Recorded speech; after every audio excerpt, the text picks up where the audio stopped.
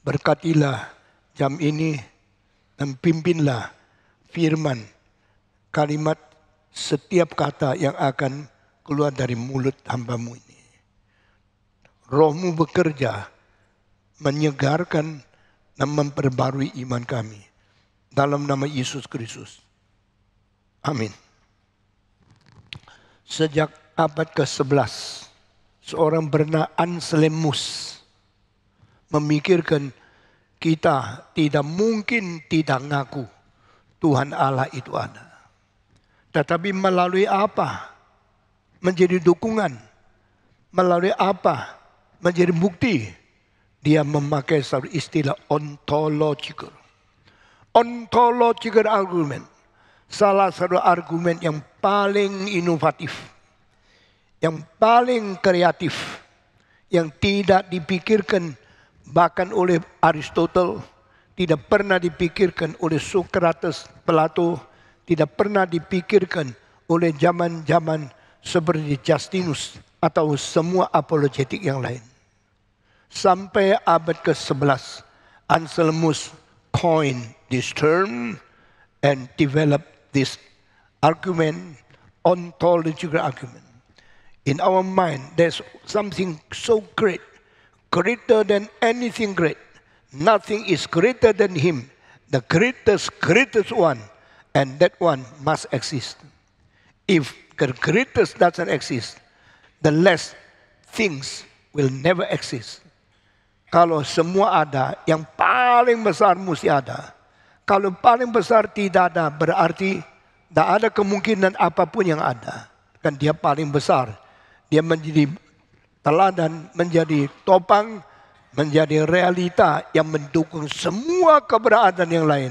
Dan yang berada paling besar itu sebenarnya yaitu Tuhan Allah. Inilah satu inovasi yang luar biasa. Satu pengertian yang sangat kreatif yang tidak pernah dipikirkan oleh orang lain. Di dalam sejarah, kalau ada pemikir yang inovatif, mempunyai kreativitas yang tertinggi muncul, maka pikiran dia tidak mungkin dihapuskan di dalam zaman apapun. Ini kalimat daripada Pierre Teilhard de Chardin, seorang filosof Katolik di Perancis, kira-kira 80 tahun lalu. Some great thought occurs in the history. Once occur, will never be able to abolish in the history. It will last forever and ever.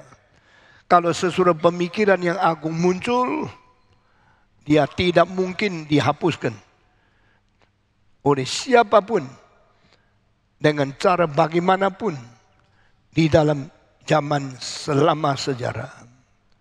Saudara-saudara, pemikiran daripada Teilhard di Chardin sangat mempengaruhi saya.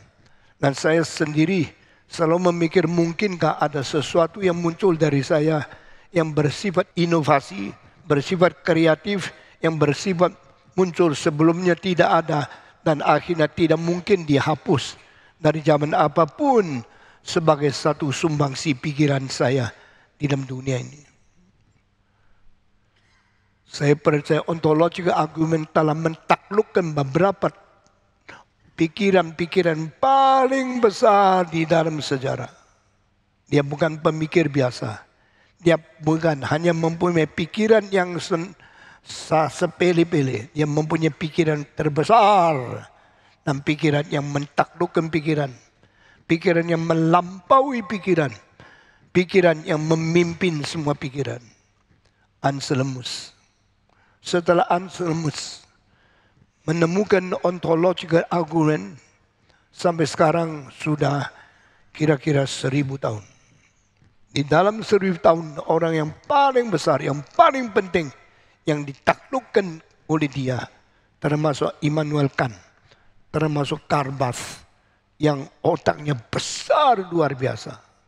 Saudara-saudara, dia bukan langsung menerima ajaran ini melalui wahyu dari Tuhan di dalam kitab suci, tapi melalui kesejajaran, pikiran spekulatif, dan kreativitas rasio yang mau parah, yang mau mendampingi pengertian daripada wahyu kitab suci, membuat kuat orang Kristen.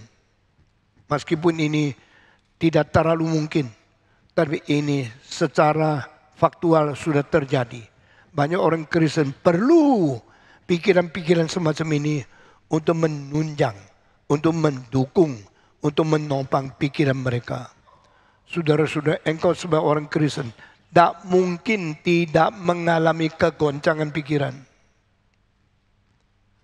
Engkau sebagai orang Kristen tak mungkin tidak pernah mengalami bimbang dan goncangan daripada dunia intelektual, sehingga kadang-kadang engkau hampir give up, kurang sedikit menyerah, membuang, tapi engkau tidak mungkin membuang, harus ambil kembali apa yang pernah muncul dalam pikiranmu, apa yang pernah merangsang akan otakmu, dan engkau beriman terus sampai gelombang yang lain datang, engkau digoncangkan lagi. Termasuk Mother Teresa, orang daripada negara komunis yang beriman kepada Tuhan karena dia rasa dia perlu dengan cinta kasih yang berada di hatinya memelihara orang miskin, memelihara orang sakit, memelihara orang ateis, memelihara orang beragama yang imannya goncang. Dan orang yang dari Yugoslavia ini, dia sudah besar, dia tidak mau di negaranya. Dia merantau dari Eropa ke Asia. Dia pilih negara yang paling banyak penduduk. Pilih negara yang paling banyak orang miskin. Pilih banyak orang yang paling sakit keras. Dan dia mau ke sana. Tidak takut ditular. Tidak takut kena kontaminasi. Tidak takut mendapatkan penyerangan dari semua bakteri, penyakit, kusta atau apapun yang mungkin membuat dia mati. Mother Teresa, salah satu orang paling besar dalam sejarah, sampai di India. Dia masuk ke dalam tempat kumuh, tempat yang paling kotor, paling miskin. Banyak orang bernanah-nanah, sakit kusta. Dia jabat tangan dengan mereka. Dia tidak takut kalau dia kena lalu dia mati bagaimana. Karena itu semua sudah dibuang di luar pikiran dia. Semua sudah dilepas di luar akan hidup dia. Itu soal Tuhan. Nah, saya tidak membuktikan Tuhan ada. Tapi saya perlu menikmati keberadaan dia. Dia bukan saja berada, dia memberikan kekuatan kepada saya. Dia bukan memberi kekuatan kepada saya, dia memberi kerelaan kepada saya. Untuk dengan segala kekuatan, segala tenaga yang terbatas, membagi cinta kepada orang lain. Ribuan orang menganggap dia itu mamanya. Ribuan orang menganggap dia itu wakil Tuhannya. Mother Teresa datang dari negara kaya, negara canggih, negara penuh dengan teknologi. Pergi ke negara yang paling miskin, paling susah, paling banyak. Saya satu hari menemukan patung dia, dibikin dari fiber di Jalan Surabaya. Saya langsung berhenti, saya tanya berapa.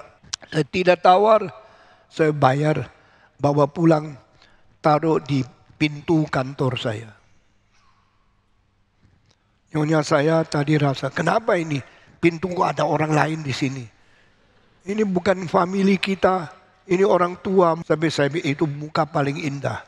Karena di dalam orang ini, hatinya penuh cinta kasih yang mengalir terus menerus. Tidak habis-habis mengasihi orang lain. Tidak habis mensayangi orang sakit. Saya kira hati dari Mother Teresa, coba tayangkan sekali lagi. Fotonya dia. Itu lebih mahal dari berlian.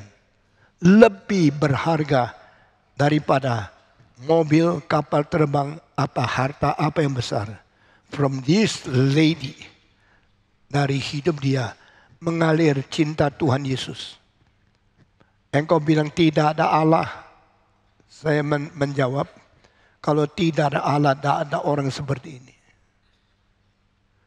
Dia tidak mau keluarga, tidak mau negara, tidak mau segala reputasi atau keunggulan apapun. Dia tidak mau kekayaan, dia mau manusia. to love people, to reach people, to help people. Bagi dia, anak-anak tidak ada yang hitam, ada putih. Dia cinta anak. Saya termasuk orang yang paling cinta anak. Saya punya kawan yang anak-anak yang cinta sama saya jauh lebih banyak dari engkau. Setiap kali saya ke kota satu, kemana-mana ada anak kecil dan patong.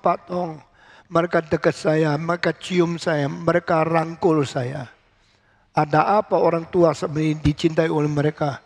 Karena mereka mengalami cinta Tuhan melalui hidup saya. Saya sebenarnya tidak usah banyak bicara tentang buktikan Allah ada tidak dengan argumen-argumen sudah berapa bulan. Tapi saya berkata kepada saudara, untuk membuktikan kita bukan orang tidak mempelajari. Bukan orang yang tidak mengerti teologi, apologetika, atau filsafat. Tapi saya berkata kepada saudara, semua argumentasi yang berusaha membuktikan Allah ada, itu adalah terlalu cerewet dan sebenarnya tidak perlu. Namun demikian, itu pun harus kita tahu. Supaya kita bukan menjadi orang Kristen yang mengabaikan kewajiban, atau menjadi orang Kristen yang tidak tahu apa-apa. Saudara-saudara, Anselm mempunyai ontological argument. Yang teorinya, yang pikirannya mentaklukkan orang-orang yang paling penting, yang paling pintar. Saya tidak akan sebut banyak. Hanya sebut Immanuel Kant saja. Sebut Karl Barth saja. Otak mereka ditaklukkan oleh Anselmus. Saudara-saudara, membuktikan Allah ada dengan teori-teori dimulai daripada Gerika. Saya tidak tahu siapa permulaan. Tapi dari zaman Socrates, dia mengatakan ada satu di tinggi, di angkasa, di udara, lebih tinggi lagi. The highest God is not created. The highest God is for eternal. The highest God exists forever and ever. Dan manusia harus bertanggung jawab kepada dia.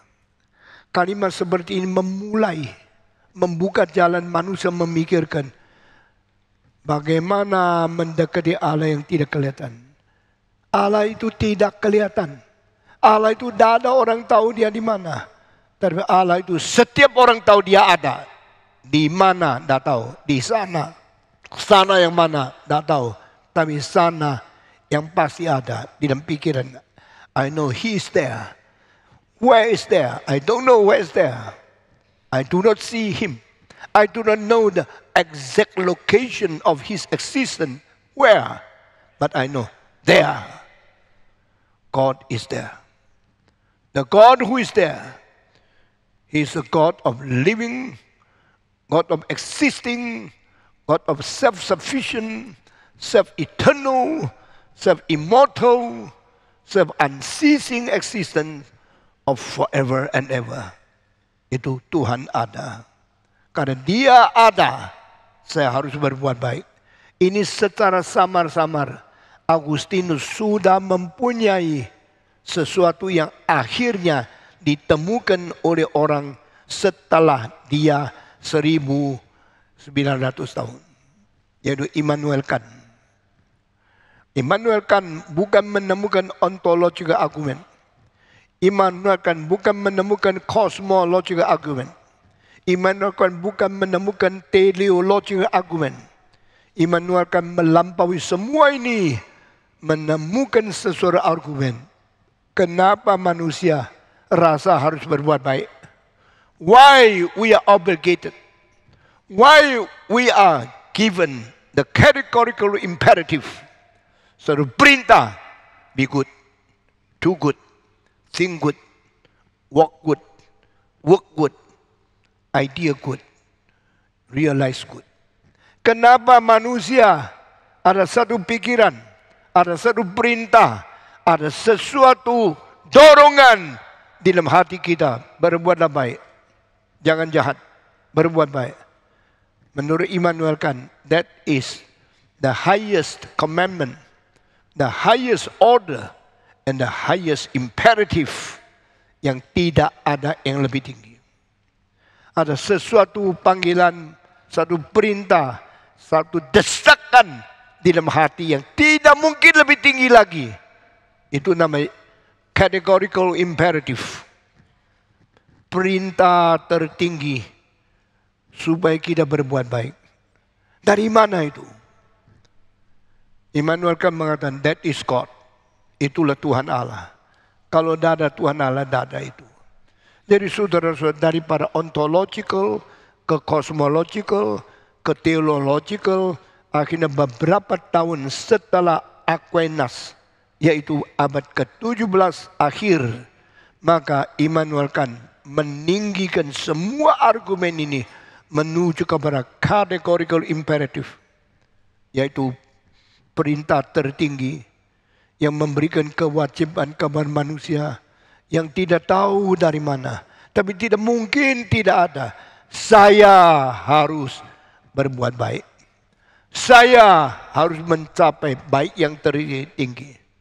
Kenapa? Tidak tahu, pokoknya ada. Desakan itu tidak mungkin dihilangkan. Nah saudara-saudara, di dalam Kongfucu, di dalam fasa pertama analek, Zhi Zhisan, menuju kepada kebajikan yang tertinggi, teroptimum, maksimus. Itu satu hidup yang menjadi tujuan manusia. We are live and we are forced. Kita hidup dan kita dipaksa untuk mewujudkan kebajikan yang tertinggi. Kenapa orang sakit kita ikut simpati? Kenapa orang di dalam bahaya kita ikut takut? Kenapa orang mau mati kita ikut memberikan prihati, memberikan sesuatu kasihan, belasan kasihan, karena sesuatu di dalam hati kita kerjakan itu. Nah ini bukan argumentasi dari spekulasi daripada rasio. Ini bukan analisa daripada logika manusia. Ini adalah suatu desakan yang unseen, invisible, but irresistible. Sesuatu panggilan, sesuatu paksaan, suatu dorongan yang tidak bisa dilihat, tapi tidak bisa dibungkir, tidak bisa ditolak, tidak bisa ditahan, yang muncul di dalam hati. Nah inilah satu sumbangsih dan berkat. Kita telah memikirkan ontologi argumen sebagai sesuatu inovasi, kreativitas yang luar biasa. Lalu sesudah itu berkembang lagi. Ada yang mengatakan mari kita membuktikan kosmologi ini ada desainnya. Alam semesta ini ada cara mainnya. Ada teori tersimpan di dalamnya. Ada dalil-dalil yang tidak bisa dipungkirnya. Maka kosmologi argumen mulai melihat dari desain, melihat daripada segala terbentuknya alam semesta dengan dalil-dalil yang begitu mendalam, yang begitu mengagumkan. Ini membuktikan ada Allah. Nah, cosmological memakai the theory of design. Ontological memakai theory of the final end. Ada tujuan. Masa hidup tidak ada artinya. Banyak orang bunuh diri mengatakan hidup tidak ada arti. Maka saya lebih baik mati saja. Orang yang mengatakan hidup tidak berarti. Tidak berarti kalau hidup tidak berarti. Tapi berarti dia tidak pernah menemukan arti dari hidup. Sehingga dia lebih percaya mati baik daripada hidup.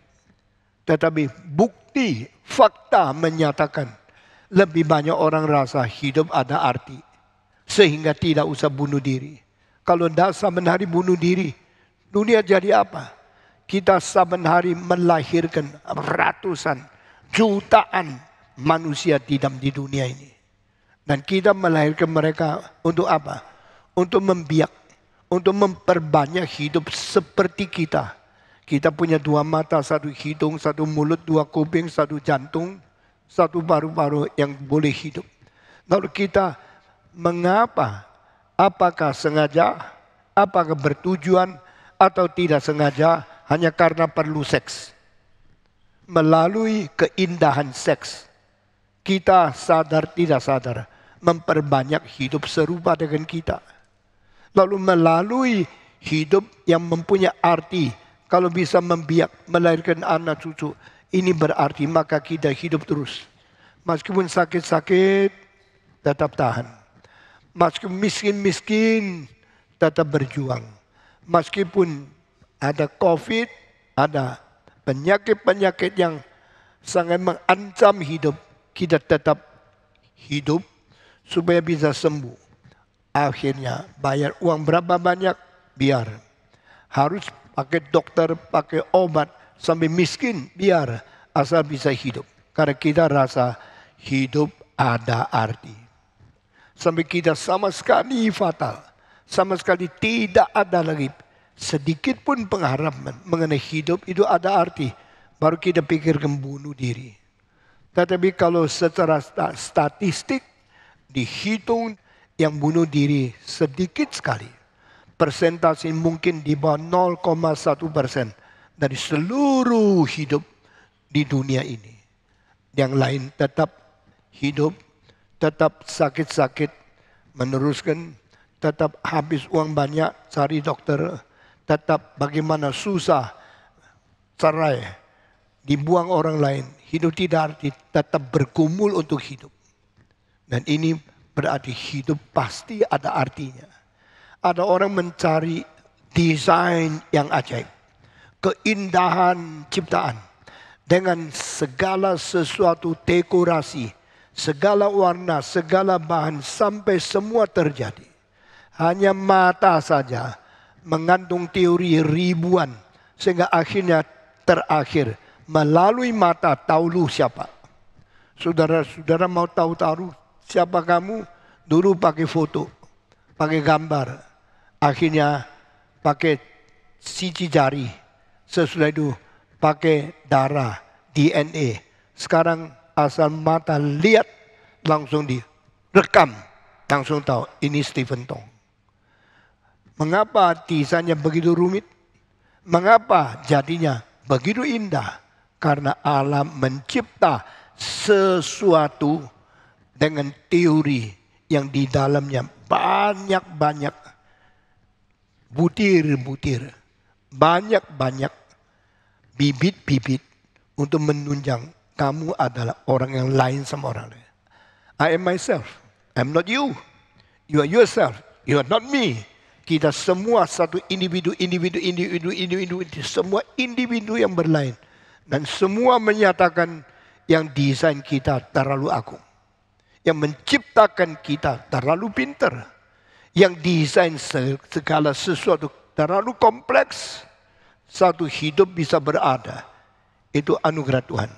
Satu bayi bisa lahir, itu mujizat Tuhan. Setiap bayi engkau lihat, dia lihat kamu. Antara 4 mata yang bertemu, lalu mempunyai pemikiran, aku mengenal kamu. Dan bayi mengatakan, aku memerlukan kamu. Di dalam kontak pribadi dan pribadi. Di dalam encounter suatu hidup dan hidup yang lain. Semua membuktikan desainnya luar biasa. Ciptaan Tuhan luar biasa. Penuh bijaksana, penuh keindahan, penuh rencana, penuh rahasia. Dan ini rencana, kebijakan, keindahan rahasia membuktikan yang mencipta kita bukan biasa. Dia pasti yang maha kuasa. Dia adalah Tuhan. Dari desain menemukan alam semesta ada satu Tuhan. Itu namanya cosmological argument. Dari tujuan membuktikan hidup bukan tidak berarti. Tujuan itu membuktikan ada yang merancang, ada yang memberikan perjuangan untuk menuju kepada tujuan itu. Tetapi setiap orang tujuannya lain. Ada orang merendahkan, menyederhanakan tujuan hanya untuk seks. Itulah orang seperti pelacur. Orang yang hanya nikah karena nafsu. Ada orang mempersederhana tujuan hanya untuk uang. Itu orang yang mencapai, orang yang mengingin kekayaan, orang yang mau merebut uang orang lain. Dia hanya menjadikan profit-centered life. Hidup untuk cari uang, hidup untuk menjadi orang kaya. Dan orang itu mengeksploitasi seluruh manusia yang lain hanya demi keuntungan diri sendiri. Nilainya begitu rendah. Meskipun uang banyak, dia binatang kaya. Meskipun uang begitu hebat, dia hati serakah. Saudara, banyak orang melihat orang kaya, wah hormat, seperti binatang takluk kepada tuannya. Padahal yang kau paling hormat adalah orang yang paling cinta uang. Itu orang seperti binatang yang tidak arti apa-apa. Tapi saudara-saudara, sejarah berubah terus, filsafat mengalir terus. Semua pikiran berputar-putar dari arah satu ke arah yang lain. Sehingga sejarah berkembang, pengetahuan berkembang, studi berkembang, orang yang mau sekolah berkembang, dan semua mempunyai tujuan-tujuan yang sangat sekali berbeda satu dengan lain. Saudara-saudara, di dalam pikiran tentang membuktikan Allah, sampai abad ke-13 muncul berapa orang yang penting. Di antara orang yang penting, satu-satunya melampaui semua orang yang lain yang paling penting adalah seorang namanya Thomas Aquinas. Dia hidup di dalam zaman dengan 3 orang besar. Satu Averroes, satu Avicenna, satu lagi ada Moses Maimonides. Moses Maimonides mewakili orang Yahudi. Aquinas mewakili Kristen. Avicenna yang lain mewakili orang di antara Kristen sama Islam. Dan ini semua orang menjadi pemikir-pemikir yang paling besar di dalam abad ke-13. Tetapi di akhir terakhir yang menonjol cuma Aquinas.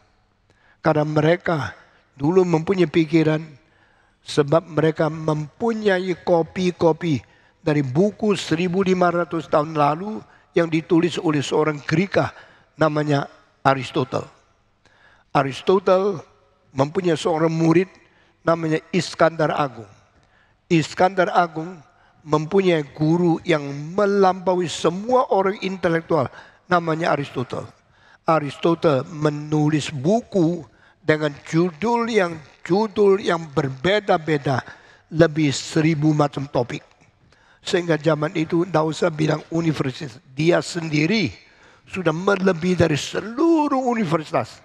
Karena pengetahuan satu orang ini mempunyai isi daripada bagian-bagian pengetahuan lebih 1000 macam, yang setiap macam dia sanggup menulis satu buku.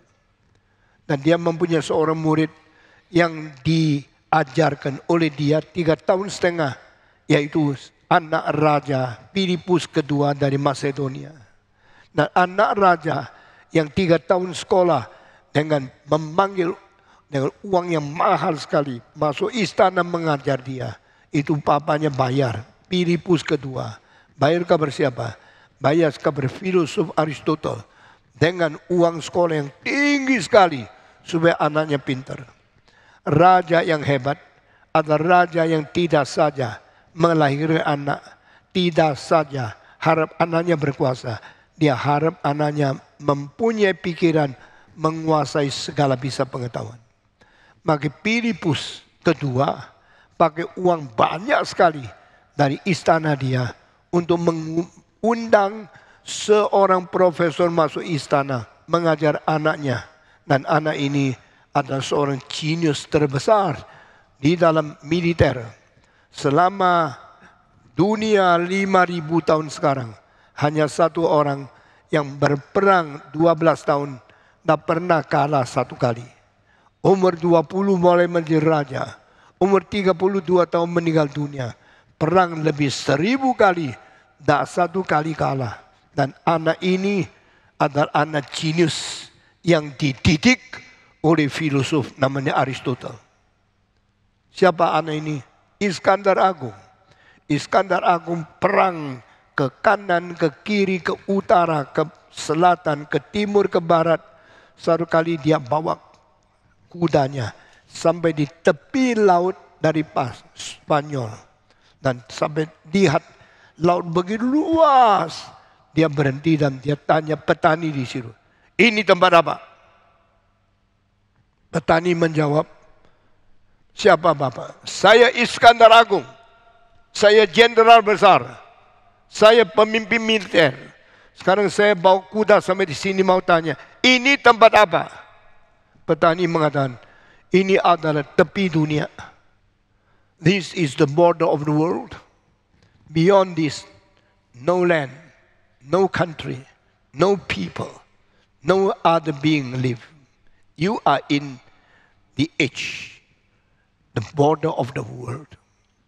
Setelah dengar kalimat itu, Iskandar Agung nangis dengan suara keras. Dan dia mengatakan, masakan saya belum umur 30, sudah tidak ada tanah yang boleh saya perang lagi. Masakan saya belum umur 30, sudah perang sampai tepi dunia dan tidak ada tempat boleh perang lagi. Sesudah ini kalau saya masih hidup, saya hidup untuk apa? Karena saya harus perang, menyatakan saya hebat. Siapapun tidak bisa mengalahkan saya, tidak militer saya. Tapi saya sekarang ditaklukkan oleh batasan tanah, membuktikan saya cuma bisa dari sini. Kalau saya bijak, cuma bisa sampai di sini, saya hidup tidak ada arti lagi. Dia nangis. Ini Iskandar Agung. Saudara-saudara, waktu dia pergi-pergi, karena dia seorang pintar, selain perang dia baca buku. Banyak jenderal selain perang tidak pernah baca. Iskandar Agung baca buku, perang, baca buku, mengerti militer, tahu politik, tahu geografi, tahu geologi, tahu kimia, tahu geometri, tahu astronomi, tahu semua ilmu di dalam alam semesta. Setelah dia pulang dari Persia, mengalahkan Darius ketiga, dia waktu pulang, dia menikah dengan orang dekat India. Dia waktu itu dianggap orang Greka. Engkau kenapa nikah sama orang yang tidak ada pengetahuan tinggi? Waktu itu orang Greka menganggap mereka lah bangsa paling pintar. Mereka merasa bangsa lain semua bangsa barbarian. Itu tidak ada pikiran, tidak ada agama. Tidak ada filsafat, tidak ada logika yang tinggi. Mereka menghina. Tapi dia memilih seorang perempuan, nikah sama dia. Dia sudah mempunyai pacar di negeri sendiri. Karena dia perang tidak pulang, pacarnya dibuang. Dia menikah sama orang itu. Semua orang Greka melawan dia. Engkau bangsa berkebudayaan tinggi. Mengapa melemparkan kebudayaanmu? Mengapa melupakan kecanggihanmu? Nikah sama orang barbar yang tidak pengetahuan apa-apa. Iskandar Agung marah sekali. Dan dia berkata, jangan menghina bangsa lain. Jangan kira engkau lah orang paling pintar. Tahu tidak?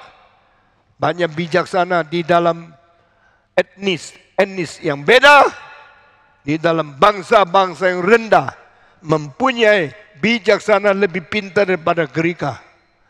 Dia tidak berani menghina bangsa yang lain, tidak berani menghina kebudayaan yang lebih rendah. Dia merasa seluruh dunia harus bersatu.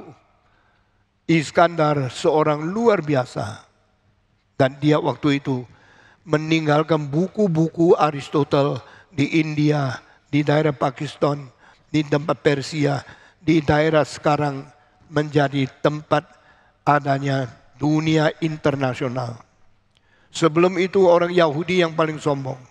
Setelah itu bahasa Greka melampaui orang Yahudi menjadi bahasa internasional di seluruh bumi. Asia, Eropa, Afrika banyak mulai belajar bahasa Greka. Dan saat itulah Tuhan dengan cara yang khusus menerjemahkan kitab suci, memberikan wahyunya tidak lagi pakai bahasa Ibrani, tapi bahasa Greka untuk merubah seluruh dunia.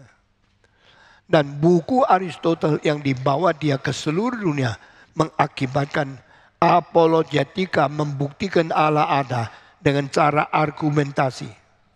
Karena dari Aristoteles menemukan istilah unmoving mover, unchanging changer, the one who move everything but he himself never moves. The one who change everything but he himself never change. Pikiran ini seperti matahari yang menyinari semua bintang yang putar-putar di pinggir dia. Tapi matahari semua sendiri tidak usah putar. Matahari semua tidak gerak. Matahari semua tidak putar. Matahari semua tidak berubah. Tetapi alam semesta semua dirubah oleh ketenaga dari matahari yang mempengaruhi. Ini seperti bunga matahari. Di mana matahari berada, dia menghadap sana. Matahari dari timur ke barat, dia bunga itu putar ke barat. Kenapa bunga bisa putar? Putarnya sebab apa? Diputarkan oleh sinar matahari yang memberi daya tarik menghisap dia. Wah, ini menjadi pikiran dari Aristoteles. Matahari berputar-putar, lalu semua ikut dia berputar. Matahari sendiri tidak usah gerak. Semua bunga matahari bergerak mengikuti dia. He is an unmoving mover.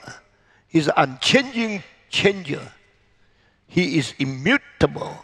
That way everything related to him will be changed forever and ever.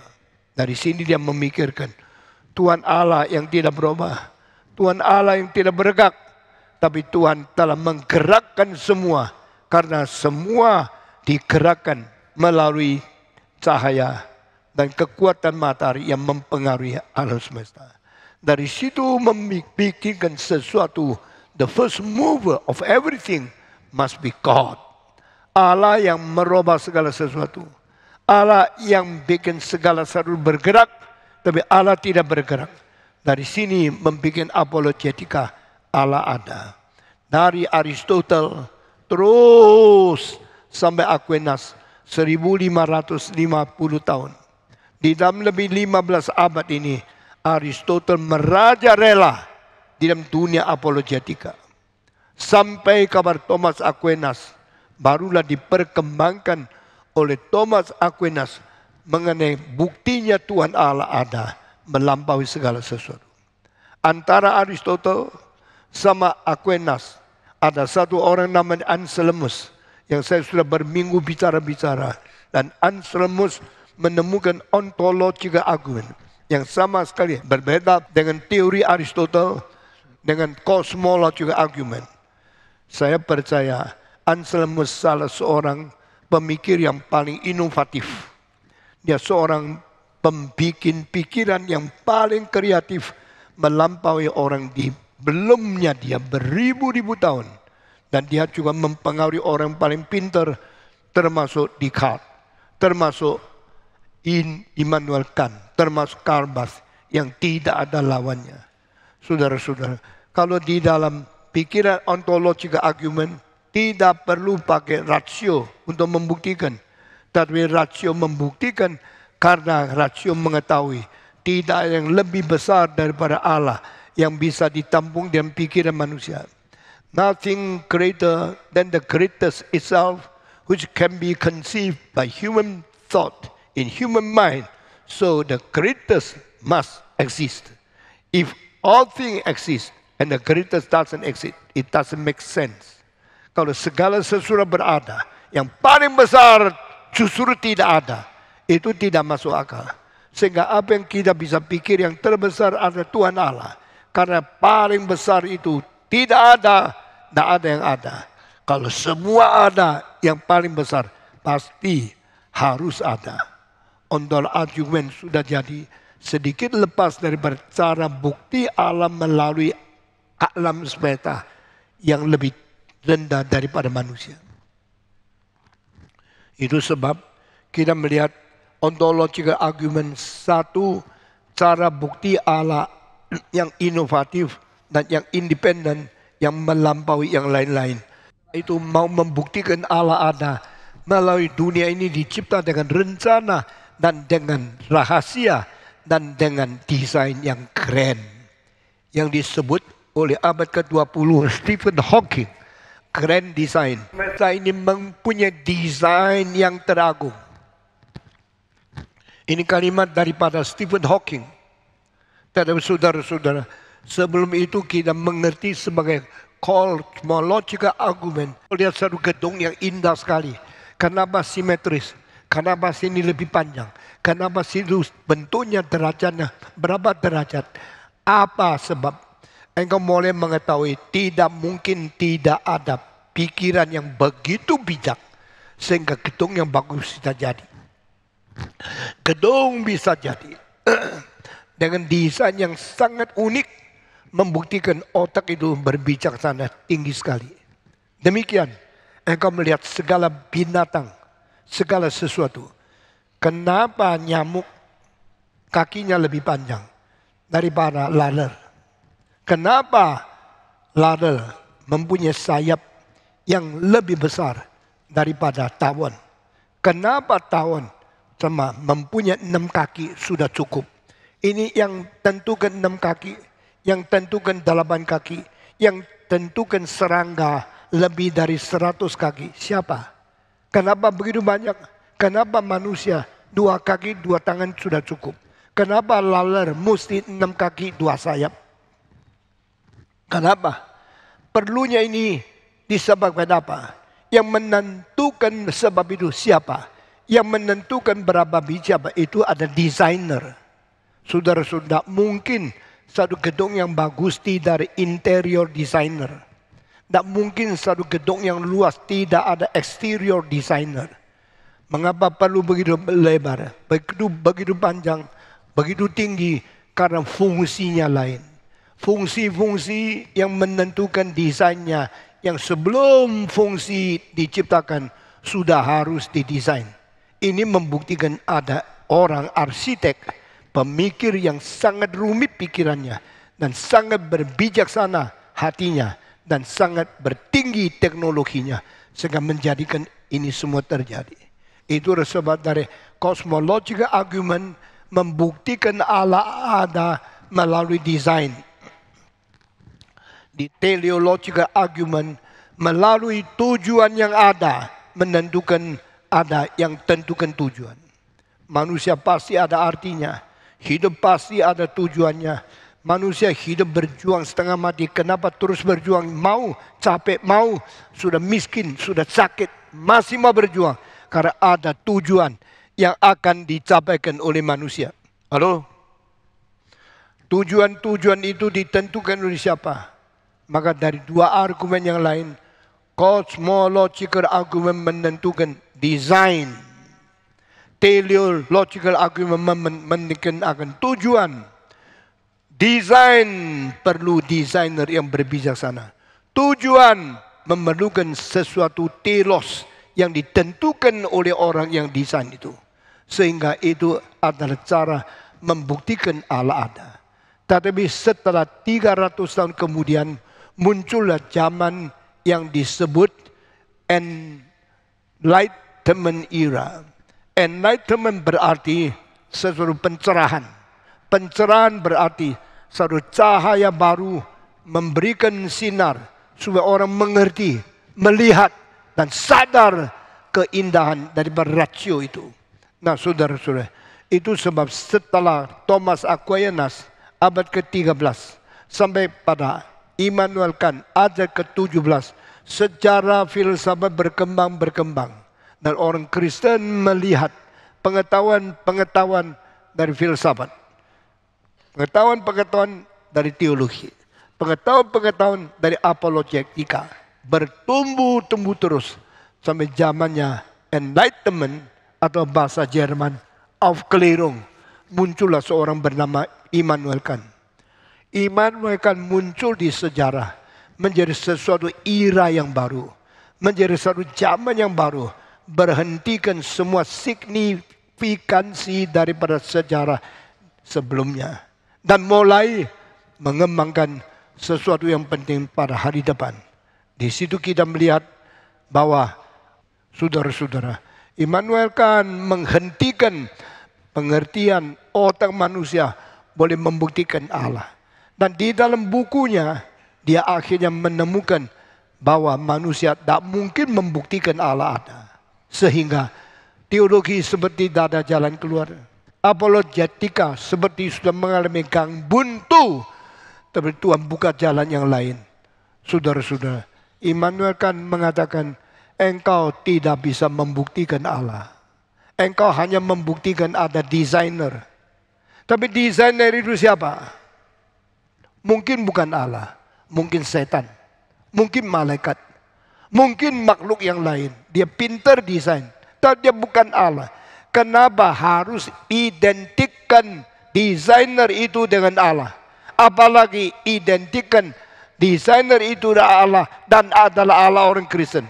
Ini mengalami dua macam loncatan yang sangat sekali tidak masuk akal. Setelah digugah oleh Immanuel Kant, banyak orang pintar mulai sadar, selama ini kami percaya Allah ada, bersandarkan teleological argument, bersandarkan cosmological argument. Ini tidak bisa diandalkan. Mulai bangun, itu namanya enlightenment, itu namanya Aufklärung. Setelah dibangunkan, manusia kemana? Bagaimana manusia sadar ketidakmungkinan manusia membuktikan Allah. Tetapi iman Kristen harus terus percaya bahwa Allah itu ada. Dan percaya Allah memimpin gereja. Tidak bisa kompromi. Inilah kesulitan. Kira Tuhan memberikan kekuatan bagi kita. Zaman ini, gereja yang bertanggung jawab. Memberikan segala jawaban yang penting untuk orang intelektual. Jangan main-main. Karena banyak gereja cuma taunya kepingin kaya, kepingin menjadi orang yang diberkati dan kemakmuran dari Tuhan. Akhirnya mereka tidak bertanggung jawab tentang apa yang dipercayai oleh kita masing-masing.